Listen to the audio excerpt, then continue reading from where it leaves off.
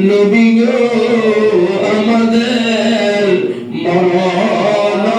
মরণকালে আপনি পাশে থাকিলে মরণের যন্ত্রণা হবে না এটুকু আশিকের কামনা ইয়া নবী সালাম আলাইকা ইয়া রাসূল সালাম আলাইকা ইয়া হাবিব সালাম আলাইকা সালাওয়াতুল্লাহ আলাইকা ইয়া রাসূলুল্লাহ ইয়া হাবিবাল্লাহ নবী গো আপনি যে নূরেতে পয়দা সে নূরে তামাম জাহানো পয়দা আপনি যে কাবারো কাবা আশিকের গলারো মালা ইয়া নবী সালাম আলাইকা ইয়া রাসূল সালাম আলাইকা ইয়া হাবিব সালাম আলাইকা সালাওয়াতুল্লাহ আলাইকা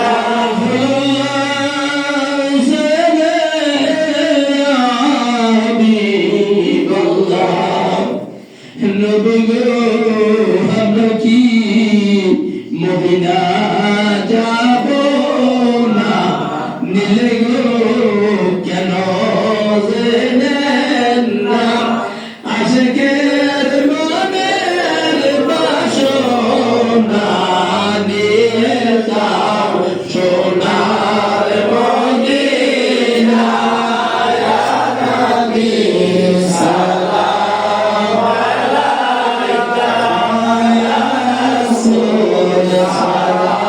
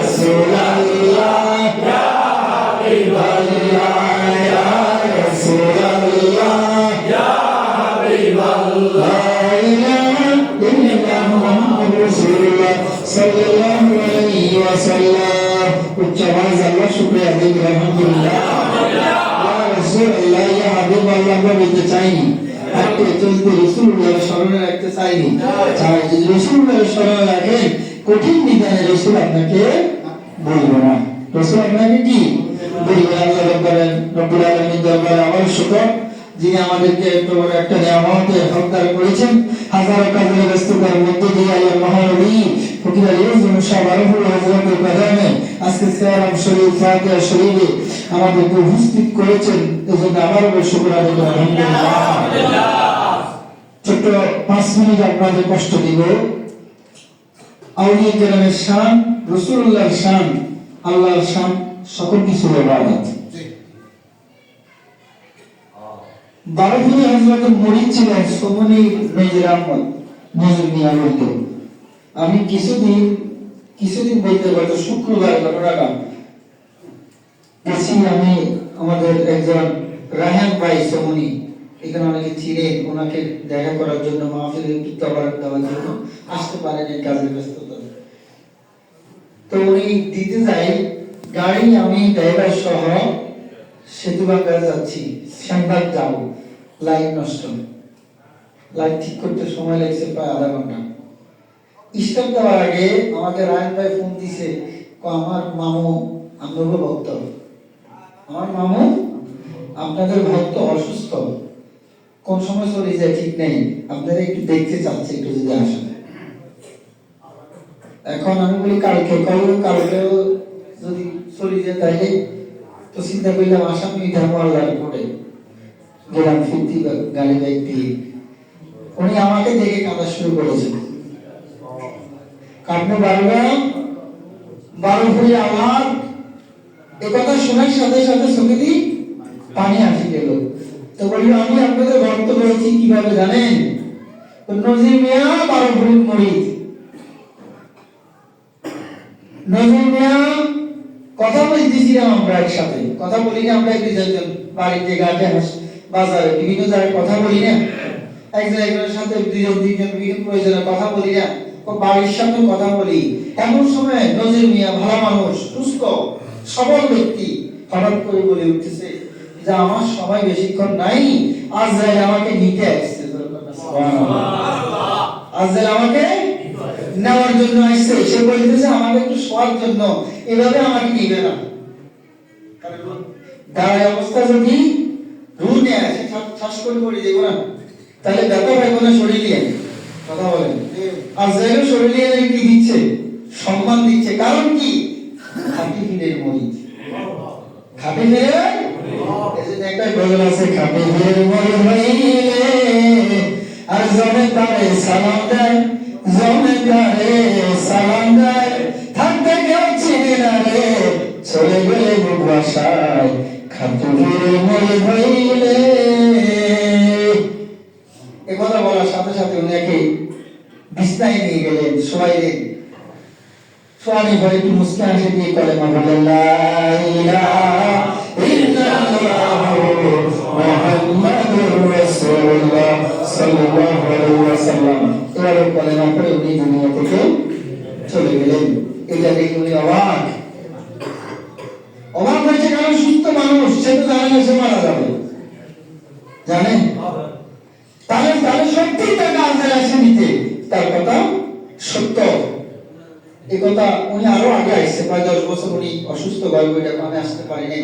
এখন কোন সময় চলে যায়, এটা 12 ভরির কথা একটু হাজিরা দিলাম, যেন 12 ভরি আমার দিকে একটু নজর করে, 12 ভরি আমার দিকে একটু কি নজর করে, আমার মৃত্যুর যন্ত্রণা যেন সহজ হয়।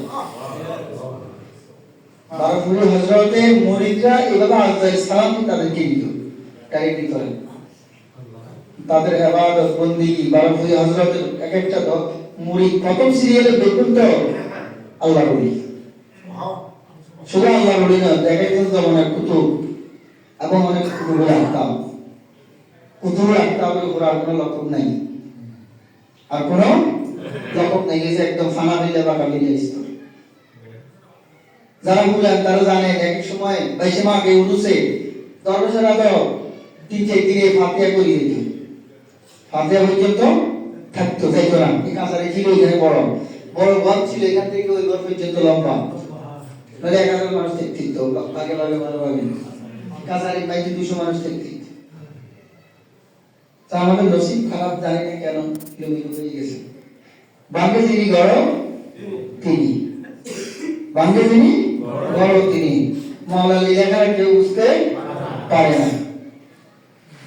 কথা বুঝতে পেরেছেন? নোয়াখালীর জমিনে মাইজবান্ডার তরিকার প্রথম মাহফিল হয়েছে 22 মাঘ। নোয়াখালীর জমিনে, নোয়াখালীতে এই মাইজবান্ডার প্রথম মাহফিল হয়েছে 22 মাঘ।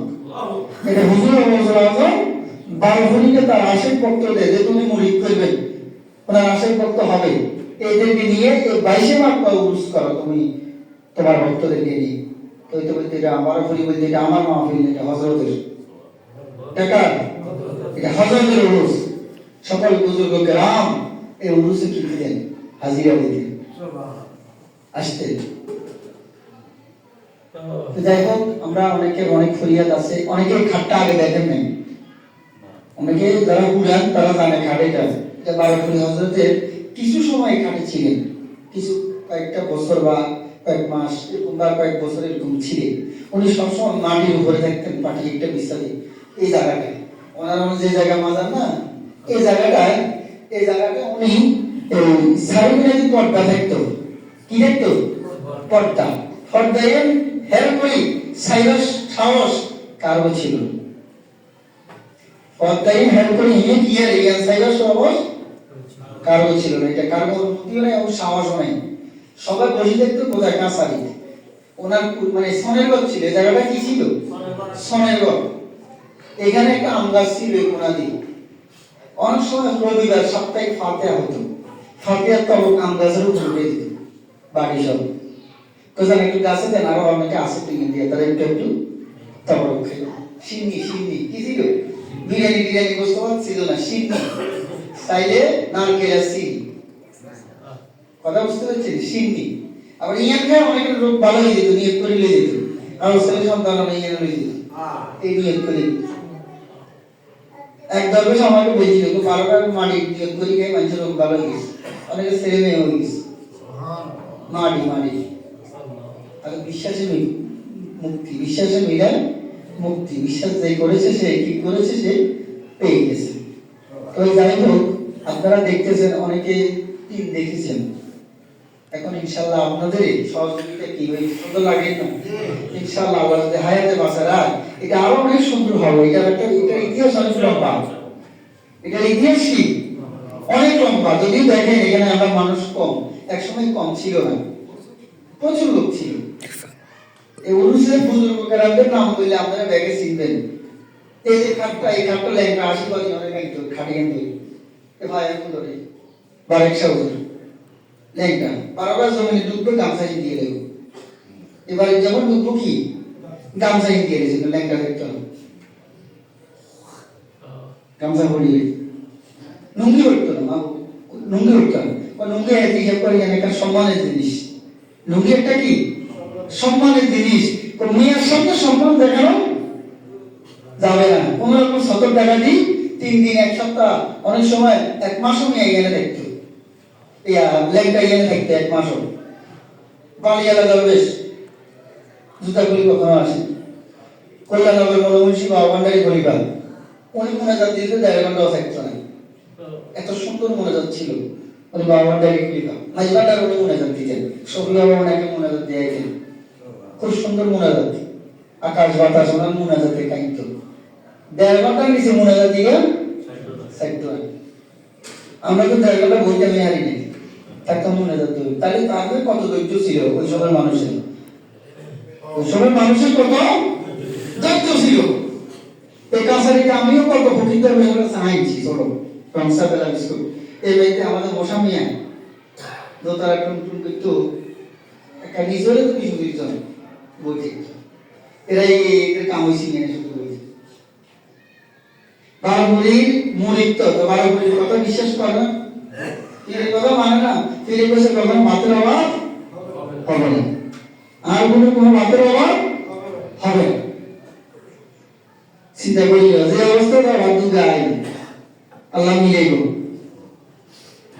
এই তাওয়াক্কুল আল্লাহ দিব এই যে একটা বিশ্বাস এটা হচ্ছে ইমানের অর্ধেকের বেশি আপনি ইমানদার দাবি করেন না আমি দাবি করি না দাবি করিনি এই দাবি একটা শর্ত আছে না আপনি যে ইমানদার নিজেকে দাবি করেন এই দাবি অনেকগুলো শর্তের মধ্যে প্রথম শর্ত হচ্ছে তাওয়াক্কুল আল্লাহর উপরে বিশ্বাস এটা প্রায় কেউ 70% বলছে কেউ 90% বলছে কেউ 90% বলছে এই তাওয়াক্কুলটা আপনি যদি মনে করেন যে আমার আল্লাহ আমার জন্য সকল কিছুর ব্যবস্থা করবে তাহলে সত্যিই করবে এটা দেখুন কি কথা বুঝতে পারছেন সত্যিই করবে এটা দেখুন কি আর আল্লাহর মানুষ ছাড়াও তো আরো 17,999টা বানিয়েছে আল্লাহর ইবাদত করে না আর আল্লাহ এমন দিয়ে আপনাদের ব্যবস্থা করবে মানুষ কইও না আমনে কইলেন একলা আমনে কাকুন কইল বলে আল্লাহ হাজারো জীব জন্তু পশু পাখি ভাড়া দিল যা আনি এত বন্ধু আনি এত কি বন্ধু যে তার সাথে সম্পর্কে আল্লাহর ওই দরবারে যাওয়ার উদ্দেশ্য হচ্ছে মালিকের সাথে সম্পর্ক হওয়া কার সাথে মালিকের সাথে তো সবাই বেশি কষ্ট করব না আমরা সবাই মিলে একটু ইস্তেজাতে জিকির করব কিছুক্ষণ জিকির পরে আমরা দোয়া হবে দোয়ার পরে তোবারক হবে বাকিটা ইনশাআল্লাহ সবাই হাসিনি রাব্বি সাল্লাল্লাহু মাফি ওয়ালদি গায়রুল্লাহ নূর মুহাম্মদ সাল্লাল্লাহু লা ইলাহা ইল্লাল্লাহ আসমান বলে এক আল্লাহ জমিন বলে এক আল্লাহ আমরা বলি এক আল্লাহ লা ইলাহা ইল্লাল্লাহ লা ইলাহা ইল্লাল্লাহ লা ইলাহা ইল্লাল্লাহ লা ইলাহা ইল্লাল্লাহ লা ইলাহা ইল্লাল্লাহ লা ইলাহা ইল্লাল্লাহ লা ইলাহা ইল্লাল্লাহ লা ইলাহা ইল্লাল্লাহ